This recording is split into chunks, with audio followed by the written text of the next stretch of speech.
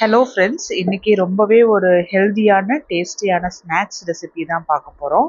இது weight loss பண்ணுறவங்க தாராளமாக எடுத்துக்கலாம். ஸோ அவங்களுக்காகவே இது ஒரு தனி ஸ்நாக்ஸ் மாதிரி தான். சோயா சங்க்ஸ் வச்சு நல்ல ஒரு டேஸ்டியாக ஹெல்தியான கட்லெட் தான் ரெடி பண்ண போகிறோம். ஸோ இதில் ப்ரோட்டீன்ஸ் ஃபைபர்ஸ் ரொம்ப அதிகமாகவே இருக்கும். ஸ்டொமக் ரொம்ப நேரம் ஃபில்லிங்காக இருக்கும். இது வெயிட் லாஸ் பண்ணுறவங்களுக்கு மட்டும் இல்லாமல் சுகர் இருக்கிறவங்க, குழந்தைங்களுக்கு ஸ்கூலுக்கு கூட ஸ்நாக்ஸாக கொடுத்து விடலாம். ரொம்ப டேஸ்டியாக இருக்கும்.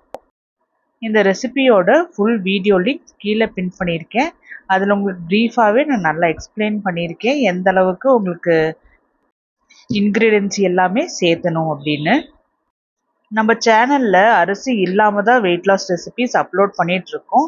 ஸோ அப்போ தான் அது ரொம்ப எஃபெக்டிவாக இருக்கும். எக்ஸசைஸ் பண்ணலினாலுமே ஒரு இன்டர்மீடியட் ஃபாஸ்டிங் எடுத்து இது போல் ரெசிபிஸ் ட்ரை பண்ணினோம் அப்படின்னா கண்டிப்பாக வெயிட்டில் நிறைய டிஃப்ரென்ஸ் தெரியும்.